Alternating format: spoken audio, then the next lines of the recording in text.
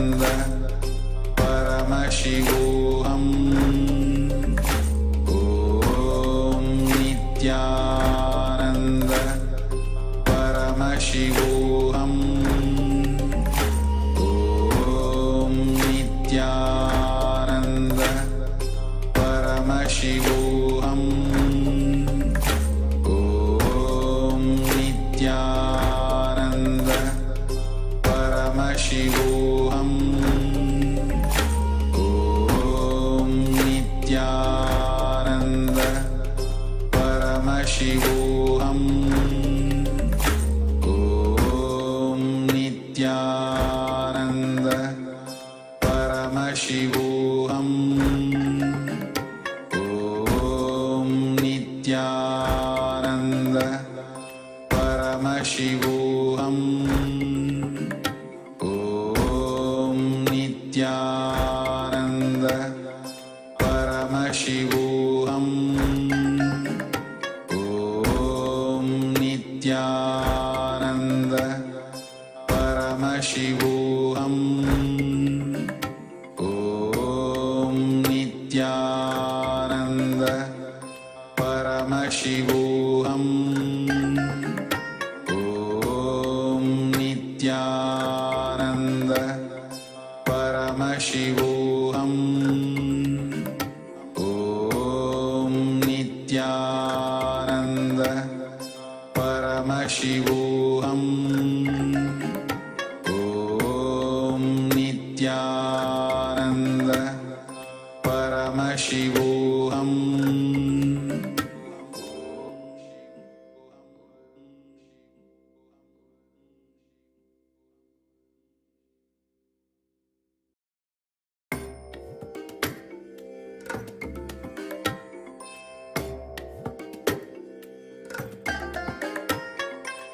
I bless you all.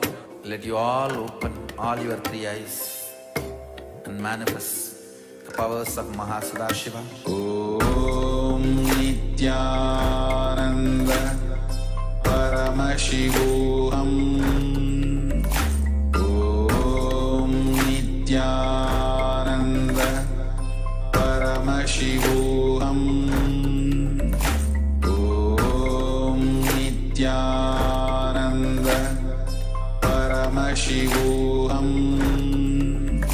Om Nithyananda Paramashivoham. Om Nithyananda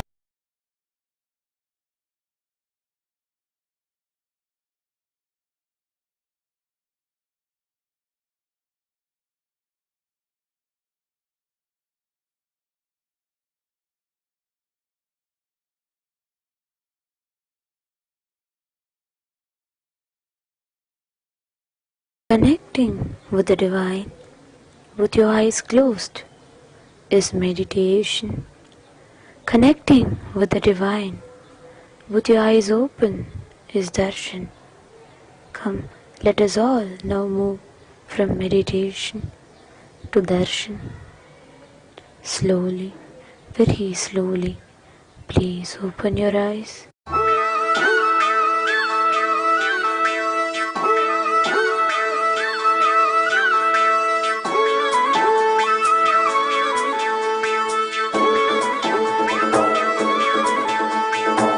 கண்டாரே காணாதத கண்டாரே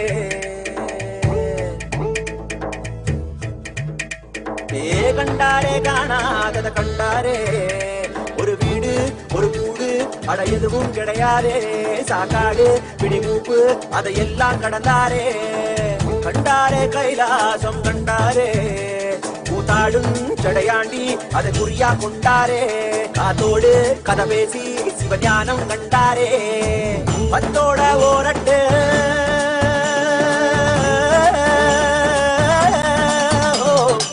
பத்தோட 18 சித்தர்கள் விளையாட்டு எத்தனை பேருக்கு தந்தாரோ கையாட்டு சித்தங்கா போக்கு சிவம் போக்கு என சொன்னாரே பித்தங்கா போக மருந்தாக கணம் வந்தாரே வடகாசி தென்காசி வழிதோறும் சித்தரடி அடியாத்தி முடிஞ்சாக்கா அடையாளம் கண்டுபிடி கண்டாரே காணாதத கண்டாரே கண்டாரே கைலாசம் கண்டாரே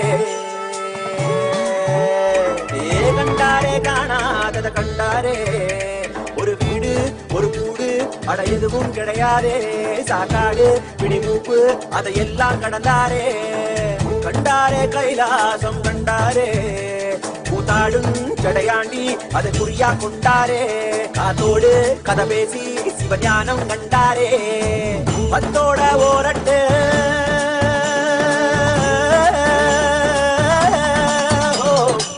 பத்தோட 18 சித்தர்கள் விளையாட்டு எத்தனை பேருக்கு தந்தாரோ கையாட்டு சித்தங்கா போக்கு சிவம்போக்கு என சொன்னாரே பித்தங்கா போக மருந்தாக தனம் வந்தாரே வடகாசி தென்காசி வழிதோறும் சித்தரடி அடியாத்தி முடிச்சாக்கா அடையாளம் கண்டுபிடி கண்டாரே காணாதத கண்டாரே கண்டாரே கைலாசம் கண்டாரே கண்டாரே காணாதத கண்டாரே ஒரு வீடு ஒரு கூடு அட எதுவும் கிடையாதே சாக்காடு பிடிமூப்பு அதையெல்லாம் கடந்தாரே கண்டாரே கைலாசம் கண்டாரே கூத்தாடும் ஜடையாண்டி அதை குறியா கொண்டாரே காத்தோடு கதை பேசி சிவஞானம் கண்டாரே பத்தோட ஓரட்டு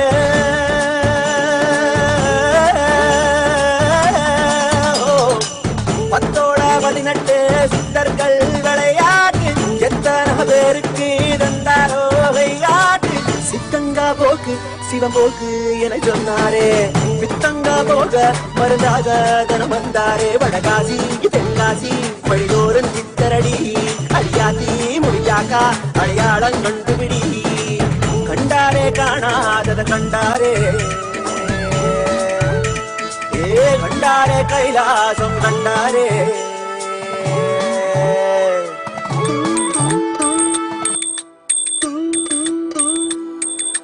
ஐயா சிவ சிவ சிவ சிவ ரகர ரகர சிவ சிவ சிவ சிவ ரகர ரகர ஐயா சிவ சிவ சிவ சிவ ரகர ரகர சிவ சிவ சிவ சிவ ரகர ரகர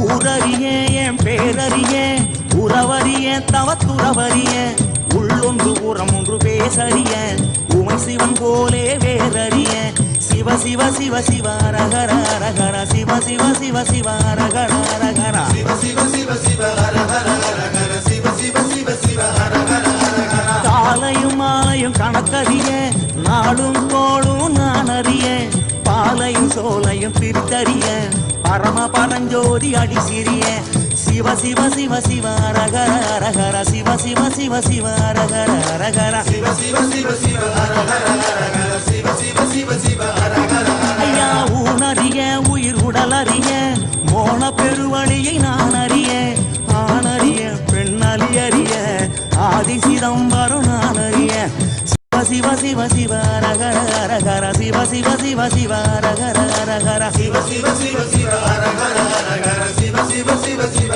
ரகர சாமி உன்னது பொருளது கண்டறிய போகமும் மோகமும் கொண்டறிய ஆசை பேராசை அறிந்தறிய அம்பலமாடியை மறந்தறிய சிவ சிவ சிவ சிவ ரகர ரகர சிவ சிவ சிவ சிவ ரகர ரகர சிவ சிவ சிவ சிவ ரகர ரகர சிவ சிவ சிவ சிவ ரகர ரகர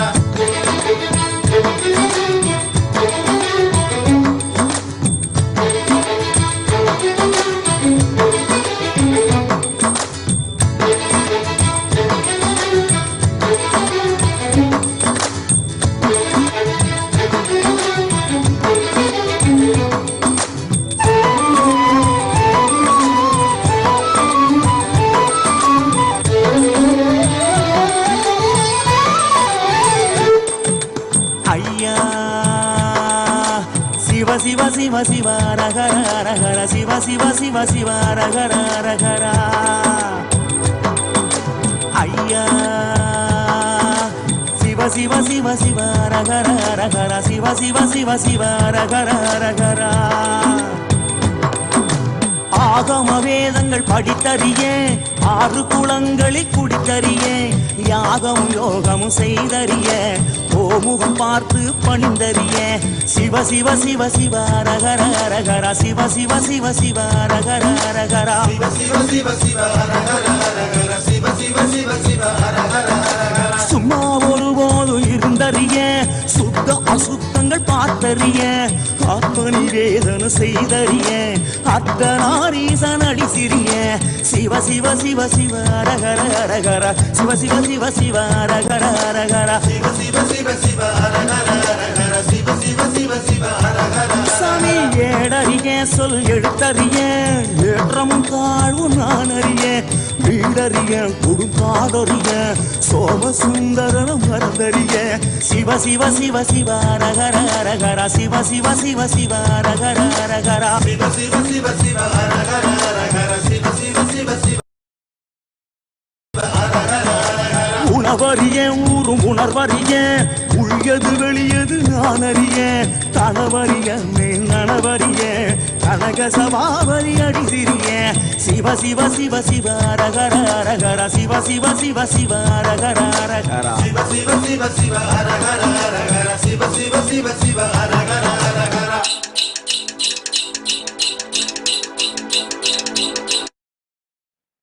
ஓம் நித்யானந்தேஸ்வர பரமசிவசமாரம்பாம் நித்யானந்தேஸ்வரி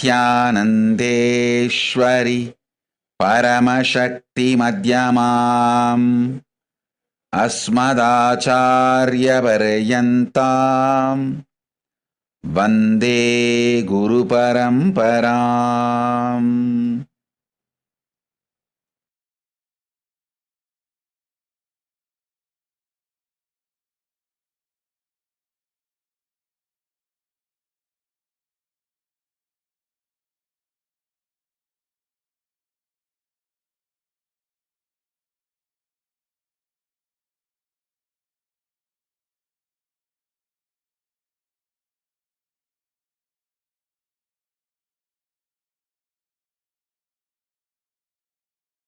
I welcome you all with my love and respects. I welcome all the living, practicing Hindus, de facto Kailasians from all over the world. I welcome all the Sarvanya Pitakartas, Yajamans,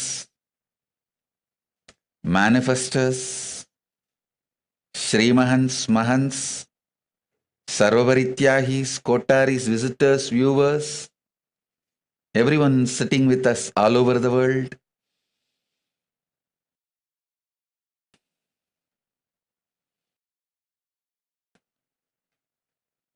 Through Nithyananda TV, Kailasa TV, I welcome all of you with my love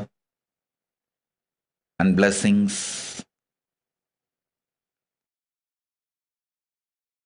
Paramashiva's message directly from Kailasa.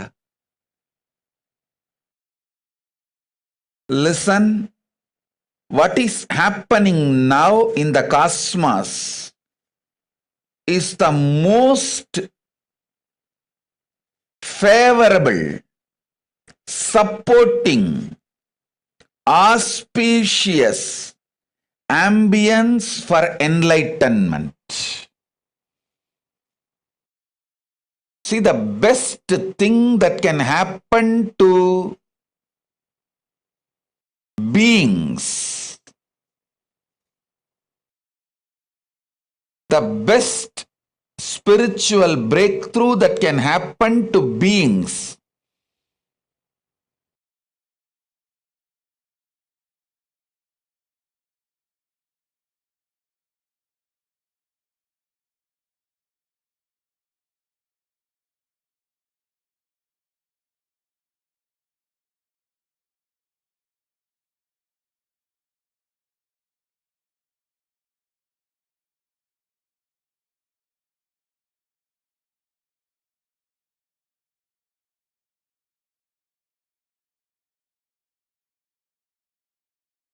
Listen intensely. Best thing that can happen to consciousness is enlightenment.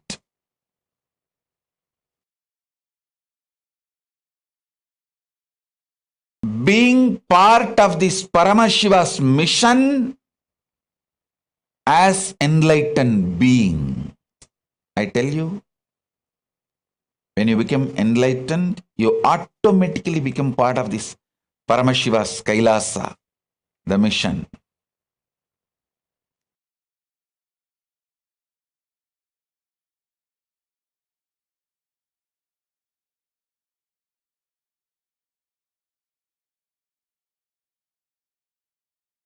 Best thing that can happen to human consciousness is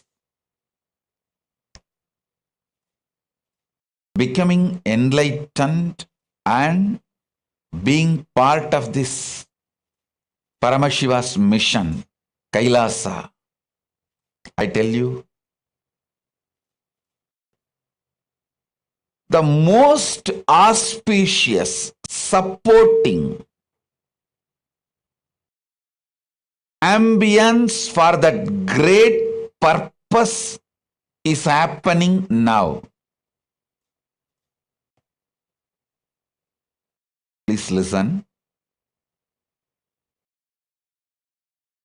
See, when you have a good rest, deep sleep,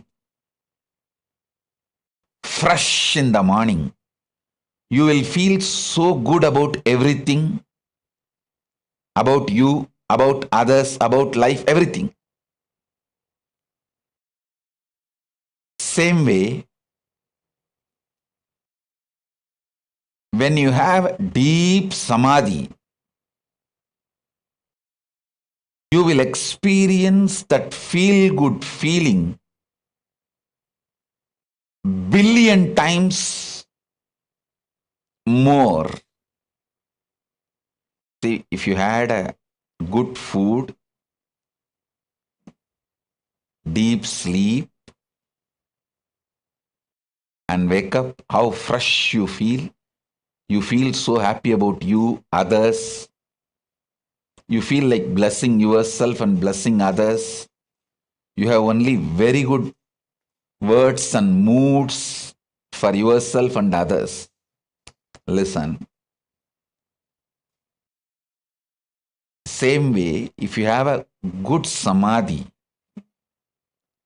billion times more, you will feel good about you, others, world, everything. It is not even just feel good feeling, it's a reality.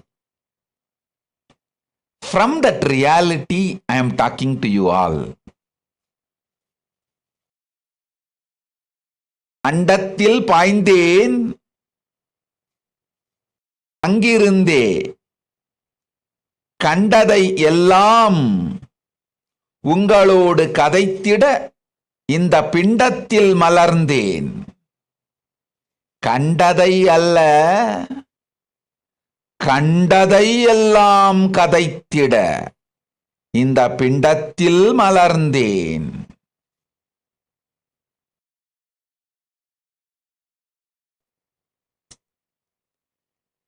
கண்டதை கண்டபடி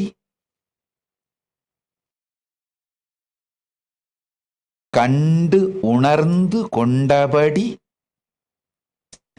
ககனத்து மாந்தர்கள் உங்களுக்கு சொல்லிட இந்த பிண்டத்தில் மலர்ந்திருக்கின்றேன். பிறவா வரமளிக்கும் பெம்மான் சத்தியத்தை உரைக்கின்றேன் கேட்டு மறவாது உயிரில் மலரச் செய்து வாழ்ந்திடுங்கள். Listen intensely.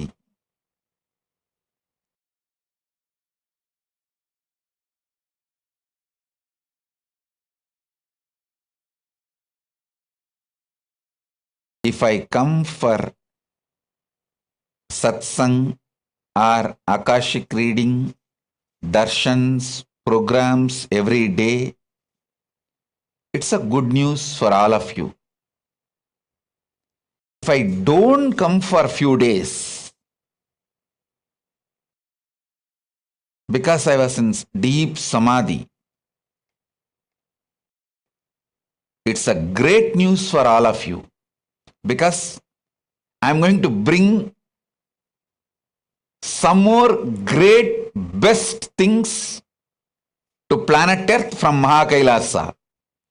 Every time I go to Kailasa, reside in that vertical time zone in samadhi, and come back, I have a great gifts for all of you. Listen.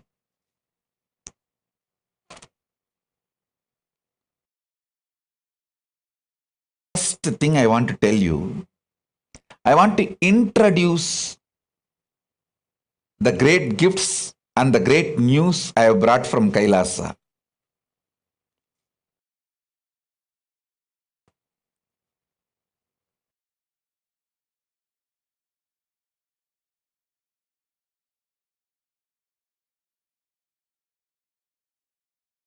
First, listen.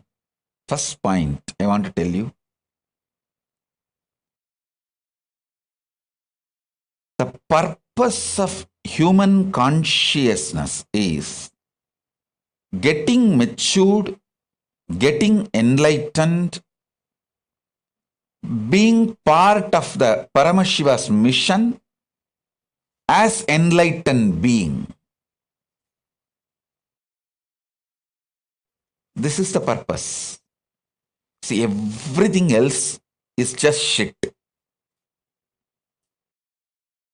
I am not against money, infrastructure, material comforts, luxury. I am not against any of that. But all of that cannot replace your consciousness flowering and getting enlightened.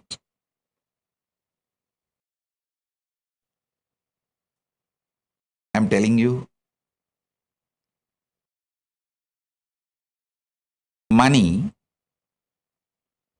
is nothing but collectively accepted imagination given legitimacy. Collectively accepted imagination given legitimacy is money. I'm not against money.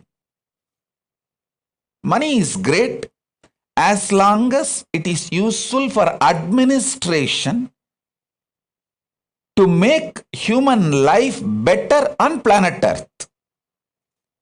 To make our lives better on planet Earth, if the money is useful, great. But if that same concept of money is used by chronic capitalists or manipulators in any field to stop human beings growing consciously, then I am against money. Be very clear. Listen. Money is great as long as it supports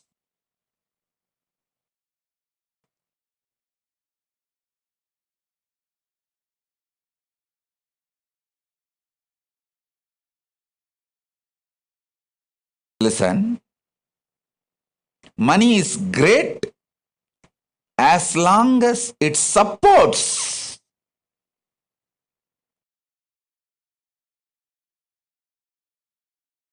human beings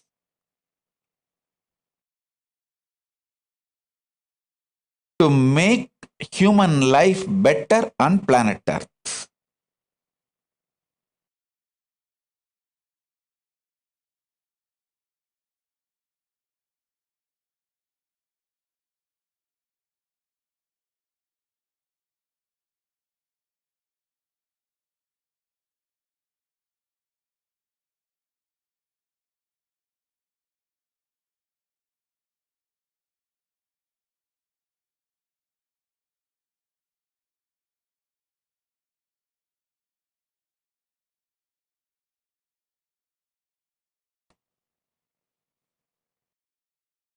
Listen, I'll repeat.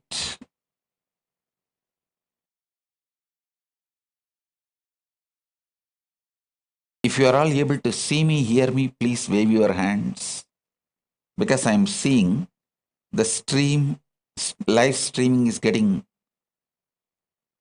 just disconnected. I think now it's clear. So let me repeat. All of you listen carefully.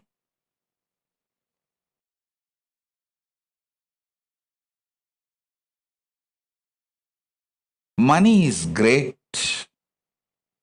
if it is useful to make human life better on planet Earth, because that very concept was imagined and given legitimacy to make human life better. For example, at this present given situation,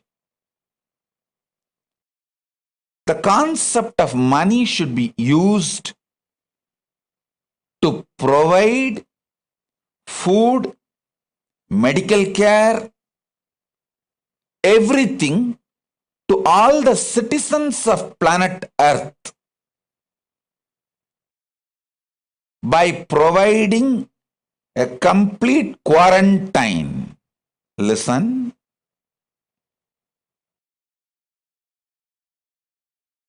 For now, especially this corona Delta virus and Delta plus virus,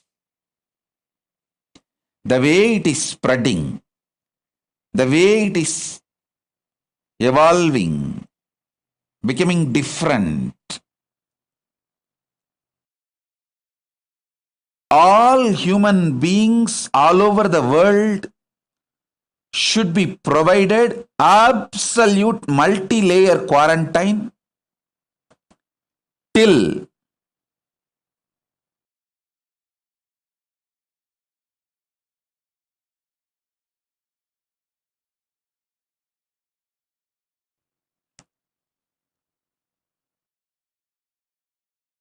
complete elimination of corona is done. Complete elimination of corona and its variants are done. Till we know for sure absolutely corona is eliminated, all human beings should be provided multi-layer quarantine, food, safety, everything. No human being should suffer without food and medical care. Actually, this should be the purpose of concept of money for the time being. Please understand.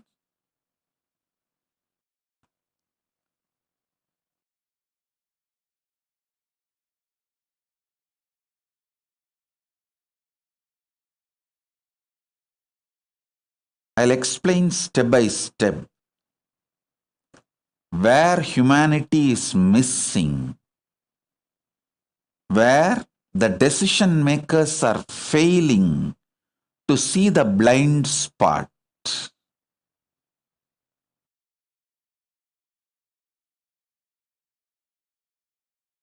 All systems, money, economy, bank, fixing a price for agricultural products or any product, everything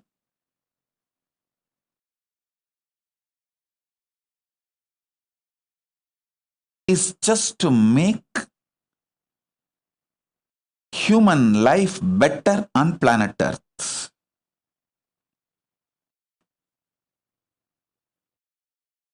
Human beings need some kind of an inspiration and greed to run. So the common imagination, called money, which is given legitimacy, is a very good way to make human beings run. Keep themselves energetic, alive.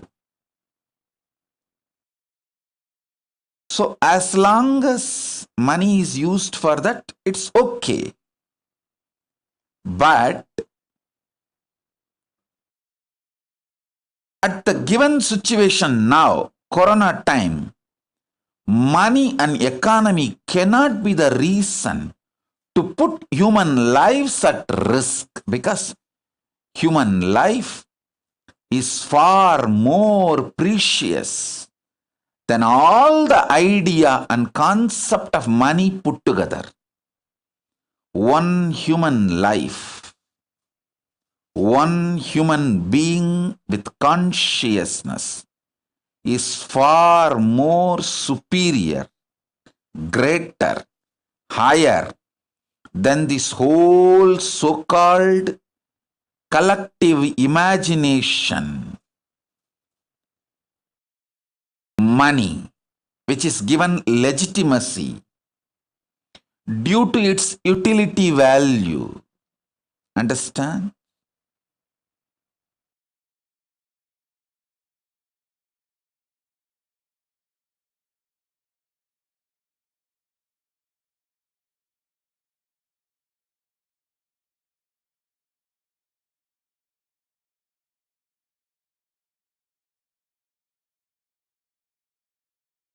The whole system,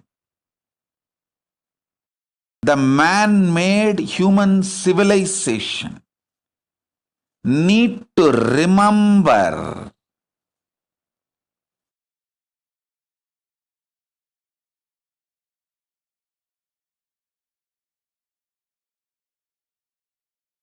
the purpose of civilization is to make human life better on planet Earth.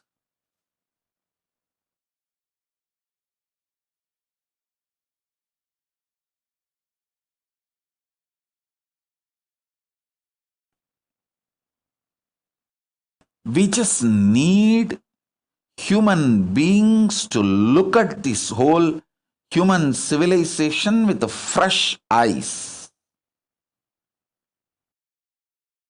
What our ancient enlightened rishis, the forefathers of our civilization, from Paramashiva, Paramashakti, the whole Guru Parampara, our ancient visionaries of this human civilization. What was their vision? Are we going towards that? It is time we just sit back, look with the fresh eyes.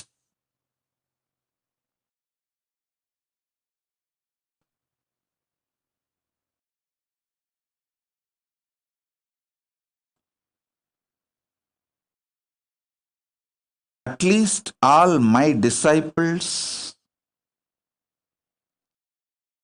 please think sincerely about this vision I am giving you all. If I can put this seed in all of you and all of you start thinking, I will feel job satisfaction. Last so many days, I was soaked in samadhi and I have brought some understanding, some vision, some truths.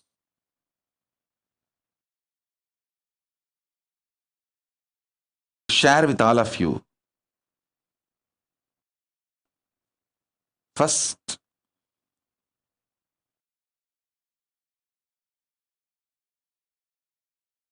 everything is for the sake of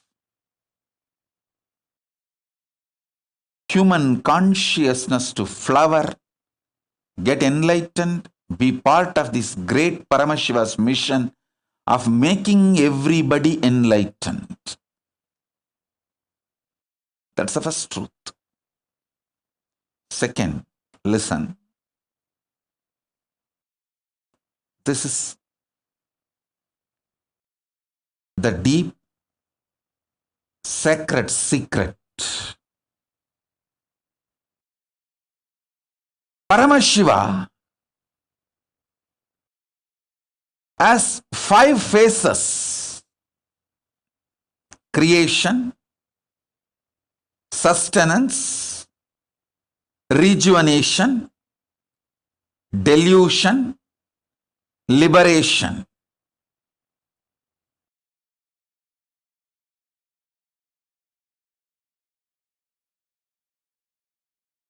People ask me, why destruction, rejuvenation, and delusion is done by Paramashiva? Listen.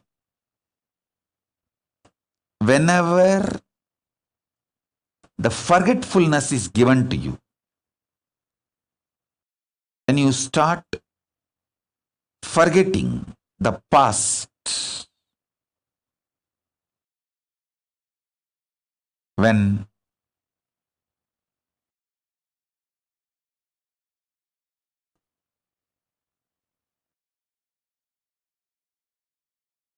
you get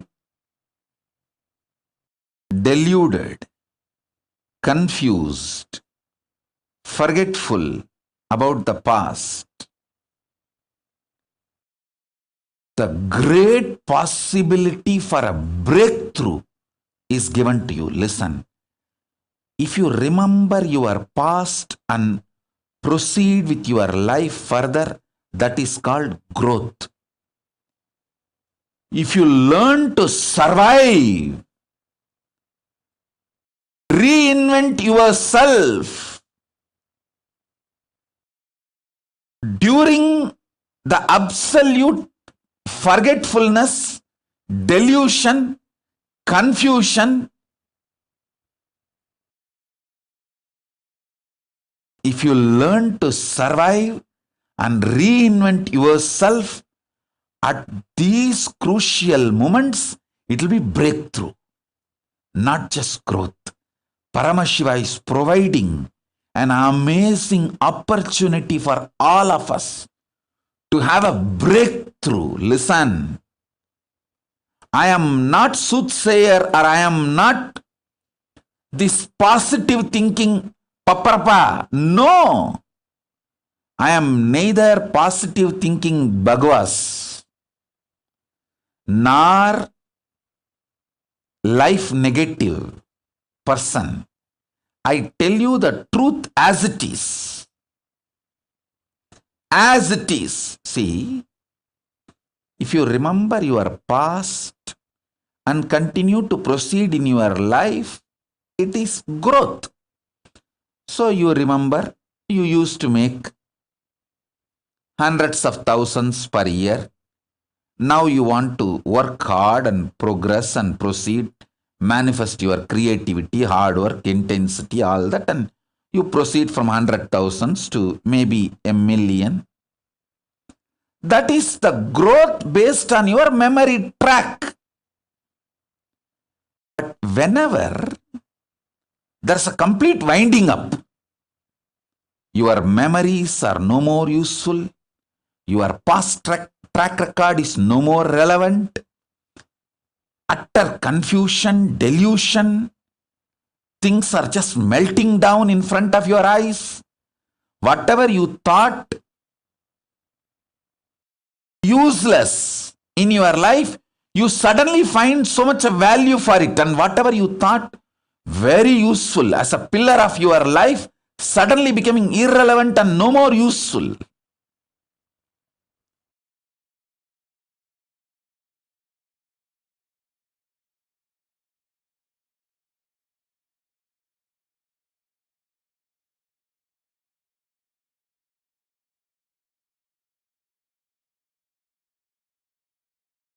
This whole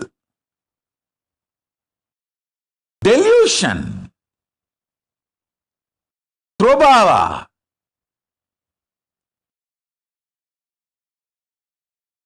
the great deluge happening is an amazing opportunity for all of you. Amazing opportunity for all of you to reinvent yourself, to have a breakthrough for your life, to give an amazing breakthrough to yourself. I tell you,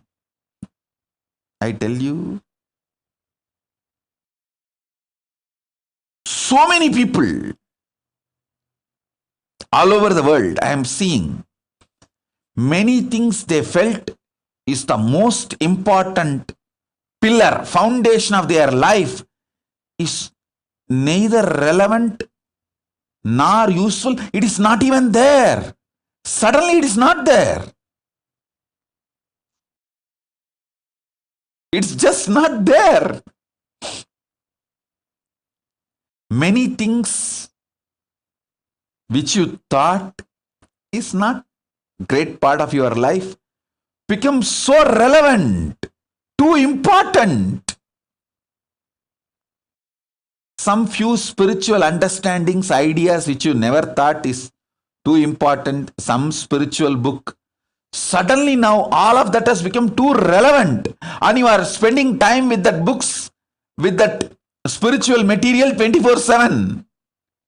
It has become so relevant. Every word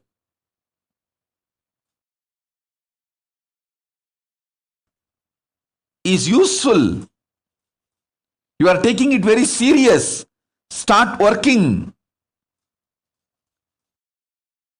Nowadays, I am not teaching at all about completion because everyone has to practice completion even to survive without getting mental breakdown. If you have to be without becoming Paityam, loose, and sail through this great deluge and the whole pralaya, you have to practice completion and spiritual truths. And otherwise, you will be scratching your head. And otherwise, what will happen to you? Nobody knows. How you will be, nobody knows. The spiritual truths have suddenly become so relevant, even for basic survival. I am telling you,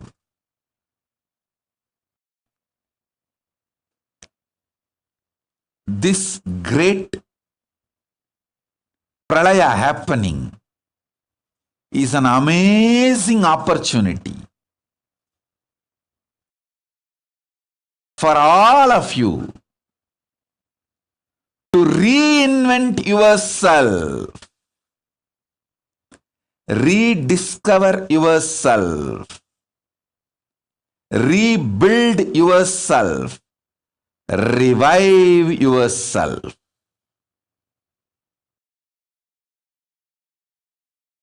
You don't need to be growing. You can just be recreating yourself.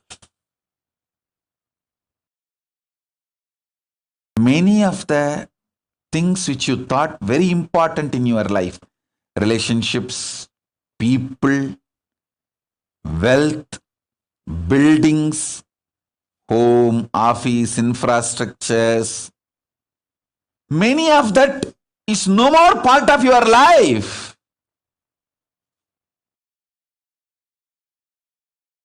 Some have become even irrelevant.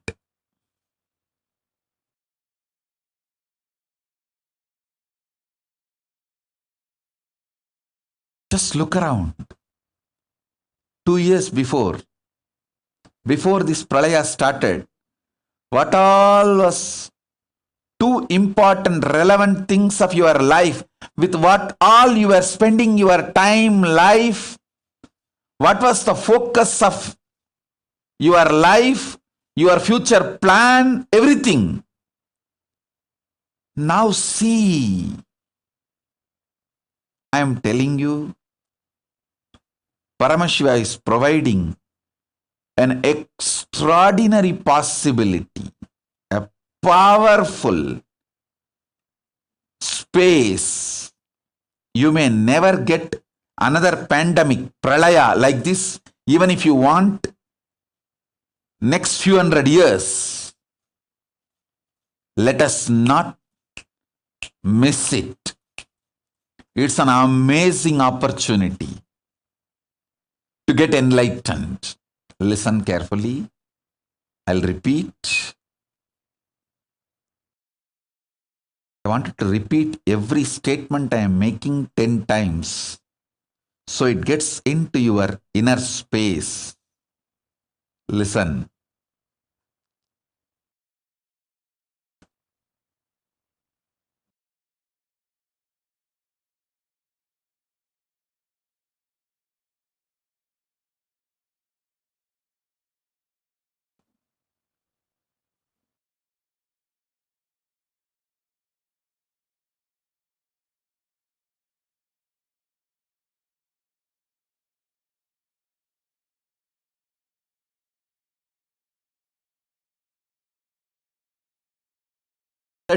Years of life. Usually 30 years is called as one generation in normal society. One generation, what maturity it brings to the individual human consciousness. See, if you lived 30 years, how much you evolve, get matured in your cognition and decision making